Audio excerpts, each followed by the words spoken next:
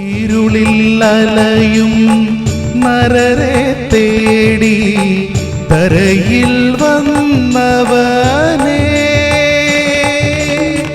കരകൾ പാപക്കരകൾ കഴുകും. ക്രിസ്തുയേശുവിന്റെ നിസ്തുല്യ നാമത്തിൽ ശുഭസന്ദേശത്തിലേക്ക് സ്വാഗതം. വിശുദ്ധ വേദപുസ്തകത്തിൽ മത്തായി എഴുതിയ സുവിശേഷം 1-ാം അധ്യായം 23-ാം വാക്യത്തിൽ നാം ഇപ്രകാരം വായിക്കുന്നു: കന്യക ഗർഭിണിയായി ഒരു മകനെ പ്രസവിക്കും, അവന് ദൈവം നമ്മോട് കൂടെ എന്നർത്ഥമുള്ള ഇമ്മാനുവേൽ എന്ന് പേർ വിളിക്കും.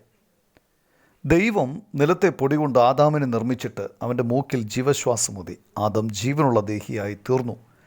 കർത്താവായ യേശുക്രിസ്തുവിൻ്റെ ജനനത്തോടുകൂടെ മനുഷ്യരാശിയുടെ ചരിത്രത്തിൽ ഒരു പുതിയ അധ്യായം ആരംഭിച്ചു.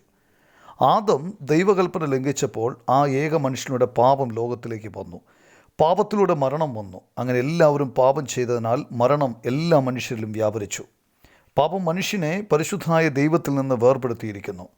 ഇന്ന് മനുഷ്യൻ നിസ്സഹായവും നിരാശയുമായ അവസ്ഥയിലാണ്. അവൻ പാപത്തിൻ്റെ ശിക്ഷയായി നിത്യനരകത്തിലേക്ക് പോകാനായി വിധിക്കപ്പെട്ടിരിക്കുന്നു. എന്നാൽ സ്നേഹവാനായ ദൈവം പാപിയായ മനുഷ്യനെ പാപത്തിൽ നിന്നും വീണ്ടെടുക്കാൻ സ്വയം മനുഷ്യനായി ഈ ലോകത്തിൽ കന്യകയായ മറിയിൽ നിന്നും ഭൂജാതനായി. ഈ മകന് ഇമ്മാനുവേൽ എന്ന് പേരിട്ടു. അതിൻ്റെ അർത്ഥം ദൈവം നമ്മോട് കൂടെ എന്നാണ്. തൻ്റെ മനുഷ്യാവതാരത്തിൻ്റെ ഉദ്ദേശ്യം കാൽവറി ക്രൂശിൽ നിറവേറ്റി. സർവ്വമാനവരാശിയുടെയും പാപത്തിന് ക്രൂശിൽ പരിഹാരം വരുത്തി. യേശുക്രിസ്തു നാം അനുഭവിക്കേണ്ടിയിരുന്ന പാപത്തിൻ്റെ ഭയാനകമായ ശിക്ഷ സഹിച്ച് ക്രൂശിൽ മരിച്ചു. 3-ാം ദിവസം മരിച്ചവരുടെ ഇടയിൽ നിന്നും ഉയർത്തെഴുന്നേറ്റു. ഈ സ്നേഹവാനായ ദൈവം തൻ്റെ കൃപയാൽ നമ്മെ രക്ഷിക്കുന്നു. തന്നിൽ വിശ്വസിക്കുന്ന ഏവർക്കും രക്ഷിക്കപ്പെടാം, പാപത്തിൻ്റെ ശിക്ഷയിൽ നിന്ന് വിടുവിക്കപ്പെടാം. അതിനായി ദൈവം നിങ്ങളെ സഹായിക്കട്ടെ.